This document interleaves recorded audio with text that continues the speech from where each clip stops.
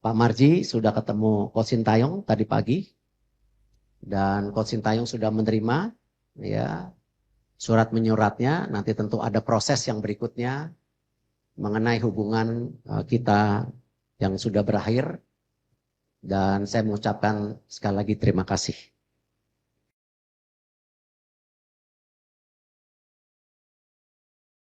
Baru, Assalamualaikum warahmatullahi wabarakatuh. Salam sejahtera bagi kita semua. Terima kasih. Hari ini PSSI akan melakukan preskon bagaimana langkah-langkah PSSI untuk tahun 2025. Di tahun baru udah pasti banyak langkah-langkah ke depan yang sudah kita planning, dan langkah-langkah ini akan kami sampaikan nanti kepada teman-teman. Semuanya akan disampaikan hal-hal yang memang dianggap perlu disampaikan. Untuk itu, supaya kita nggak berpanjang-panjang, kita langsung beri kesempatan pada Pak Ketum untuk menyampaikannya. Terima kasih. Assalamualaikum warahmatullahi wabarakatuh. Salam sejahtera untuk kita semua. Shalom, Om Swastiastu, Nama Budaya, salam kebajikan. Tentu apa yang kita lakukan hari ini tidak lain untuk kebaikan tim nasional. Kalau dilihat PSSI 1,5-2 tahun terakhir mempunyai program yang sangat konsisten. Kita bisa lihat bagaimana keseriusan kita membangun tim nasional putri, juga kejuaraan-kejuaraan untuk U17, U19. Kita lakukan semua dengan segala prioritas dan juga target-target yang kita lakukan secara bersama-sama. Dan kita lakukan secara transparan tanpa ada agenda tertutup. Tentu kita mengucapkan terima kasih kepada kinerja Coach Sintayong selama ini. Dan hubungan saya sangat baik. Dan kita lakukan yang terbaik untuk program-program yang dikehendaki. Tetapi tentu dinamika daripada tim nasional ini perlu juga menjadi perhatian khusus oleh kami dalam evaluasi. Kita melihat perlunya ada pimpinan yang bisa lebih menerapkan strategi yang tentu disepakati oleh para pemain. Ya, komunikasi yang lebih baik, dan tentu implementasi program yang lebih baik juga secara menyeluruh untuk tim nasional. Dan Pak Marji sudah ketemu Coach Sintayong tadi pagi, dan Coach Sintayong sudah menerima ya surat menyuratnya. Nanti tentu ada proses yang berikutnya mengenai hubungan kita yang sudah berakhir. Dan saya mengucapkan sekali lagi terima kasih. Dan kami sudah mendapatkan calonnya. Nanti juga kita undang semua media untuk press conference berikutnya di tanggal 12 nanti. Kurang lebih jam 4 sore. Jadi kalau ada dari pihak media atau teman-teman yang ingin tanya jawab, nanti langsung saja dengan pelatih penggantinya. Ya. Tanggal 11 malam sudah mendarat. Tanggal 12 nanti kita beri kesempatan untuk media bisa melakukan tanya jawab.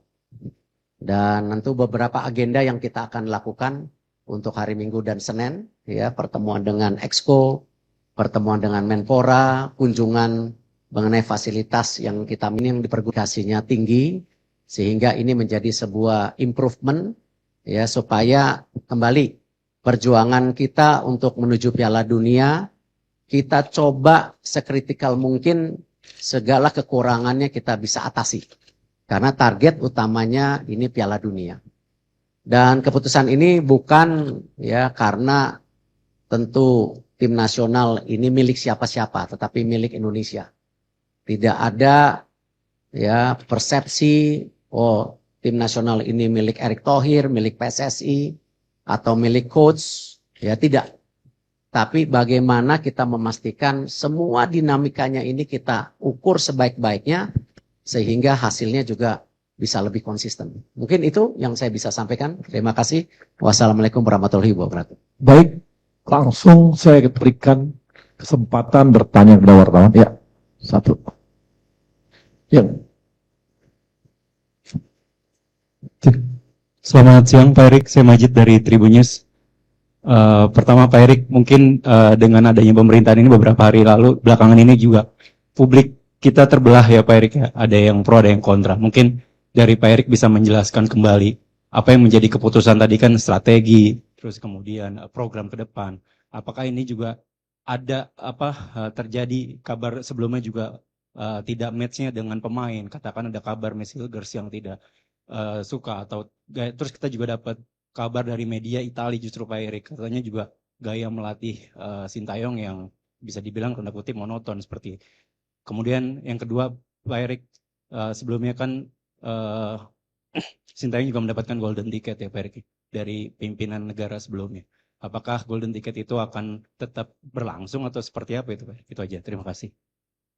Ya tentu mengenai golden visa saya nggak bisa menanggapi, itu kan memang bagian dari bukan tupoksi kami gitu. Sama juga saya tidak bisa menanggapi tulisan media yang ada di luar negeri seperti Gulf, Tuto, Euro Reporter dan lain-lain. Ya tentu mereka punya penilaian sendiri dan saya rasa mereka punya pandangan sendiri, saya juga nggak mau komen dengan hal-hal seperti itu. Tapi saya mengapresiasi berita-berita seperti yang di New York Times, juga ditulis oleh beberapa media luar negeri yang menyatakan bahwa pembangunan tim nasional Indonesia sudah ke arah yang baik. Dengan mensinkronisasi semua kepentingan di atas segalanya sehingga program ini transparan. Karena itu banyak sekali pemain-pemain berkualitas yang bergabung. Itu yang saya apresiasi. Kalau saya lihat memang dinamika ini cukup kompleks. Kalau saja waktu itu kita mengambil keputusan yang tergesa-gesa mungkin kurang baik juga. Tetapi kita sudah dirasakan sejak pertandingan, bahkan sebelum pertandingan Indonesia melawan China. Ya, cuman waktunya terlalu mepet waktu itu. Waktunya terlalu mepet dan ya yang terbaik ya hari ini. Karena kita masih punya waktu hampir 2,5 bulan untuk persiapan. Karena saya juga tidak mau ya mengambil sebuah keputusan yang membuat tentu keadaannya tidak baik. Nah, cuman dengan segala evaluasi perhitungan waktu 2,5 bulan ini cukup. Ya, tidak tergesa-gesa hanya pada saat waktu dinamika yang terjadi Indonesia lawan China waktu itu. Itu yang saya bisa sampaikan. Ya, ya, ya Mbak. Terima kasih, saya Fitrianto dari Republika. Pak Erik, apakah keputusan ini berkaitan dengan keselarasan dengan pemain-pemain naturalisasi yang mungkin kurang begitu baik dengan STY sehingga harus diganti di menjelang 2 bulan laga selanjutnya? Menurut saya sama saja. Tapi kalau kita lihat sekarang dengan banyaknya di tim nasional yang bermain di luar negeri, tentu dinamika daripada masing-masing individu itu menjadi perhatian. Dan kalau kita lihat nanti salah satunya di tanggal 12 malam rencana ada pertemuan pemain-pemain tim nasional kita yang berkarir di Liga Indonesia untuk bertemu pelatih baru. Ya, kita nggak mau beda-bedain itu, tetapi perlu dinamika yang terjadi di komunikasi ini harus lebih merata.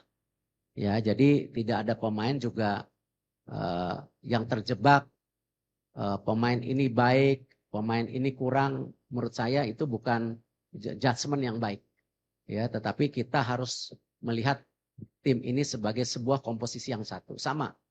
Di sepak bola itu yang paling berat ya memang intangible atau sesuatu yang tidak terukur. Salah satunya ya teamwork itu.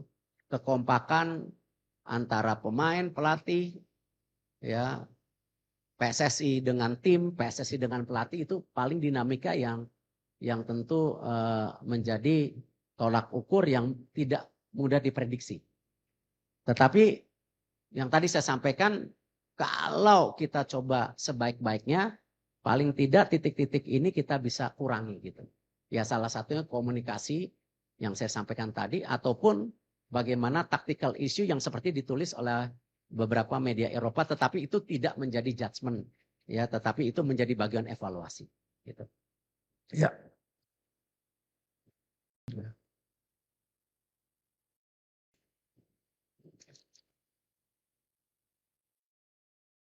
Mic-nya, tolong dibantu yang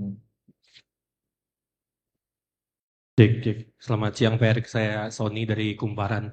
Pak, ingin bertanya terkait detail kontraknya Pak, apakah ini putus kontrak sepihak atau bagaimana? Kemudian adakah kompensasi yang harus dibayarkan PSSI terhadap Sintayong? Karena kita tahu sebelumnya sudah ada kesepakatan sampai 2027 ya Pak. Terima kasih. Ya, semua kontrak kita harus hormati, karena kalau kita ingin menjadi federasi yang kredibel, ya kita harus menjaga kesepakatan yang sebelumnya. Sama ketika kita memperbaiki Liga Indonesia, ya salah satunya kita menekankan kepada klub-klub. Ya kita nggak mau lagi ada isu mengenai pemain yang tidak dibayar, pelatih yang tidak dibayar. Karena itu salah satu yang kita dorong klub, standarisasi klub yang ada di Liga, klub licensing itu kita akan terapkan di tahun depan, bahwa klub-klub yang melakukan pelanggaran itu tidak hanya dikurangin subsidinya tetapi poinnya. Nah, kalau kita melakukan itu di liga, tetapi PSSI sendiri tidak respect dengan apa yang dikomit, ya saya rasa bukan menjadi contoh yang baik. Kita harus menghormati segala perkataan dan kontrak-kontrak tersebut. Jadi kita tidak akan, dan Pak Marji, Coach Sintayong tanda tangan surat terimanya. Nah tentu nanti antara lawyer dan lawyer akan bicara untuk follow up kompensasi yang sesuai dengan nilai kontraknya gitu. Ya. Tapi poinnya kita harus respect dengan apa yang kita sepakatin. Ya, tidak boleh kita sebagai bangsa yang tidak menjaga kehormatan kita, apalagi federasi kita sedang dalam posisi tinggi-tingginya sekarang di mata internasional. Jadi kita harus jaga itu. Ya. baik nih. Selamat siang Pak Erik. Tadi sudah dipastikan ya. Oh, saya Heri dari bola.com. Maaf, terlalu semangat nih. Dalam beberapa hari terakhir setelah isu pemecatan Sintayong kan muncul di beberapa media sosial bahwa ada nama-nama yang muncul. Ada yang menyebut Patrick Kluivert, ada yang menyebut ini itu. Mungkin bisa dipastikan siapa Pak penggantinya Sintayong di timnas Indonesia. Kemudian kedua untuk Pak Marji, tadi pagi disebutkan Pak Marji bertemu dengan Coach Shin. Mungkin apa yang disampaikan Pak Marji kepada Coach Shin mungkin, dan apa yang disampaikan Coach Shin kepada Pak Marji bisa diceritakan. Itu aja, terima kasih. Pak Marji, silakan Pak Marji. Terima kasih Pak Ketum. Saya perlu sampaikan berkaitan dengan pertemuan saya dengan Coach Shin. Alhamdulillah semuanya berjalan dengan baik, smooth, tidak juga ada persoalan apa-apa. Prinsipnya Coach Shin menerima keputusan pemutusan hubungan kerja antara PSSI dengan Coach Sintayong, dan Coach Shin mengucapkan terima kasih atas kepercayaan yang sudah diberikan PSSI kepada Coach Shin selama kurang lebih hampir 5 tahun. Dan pesannya Coach Shin mudah-mudahan timnas bisa lolos ke Piala Dunia. Itu aja.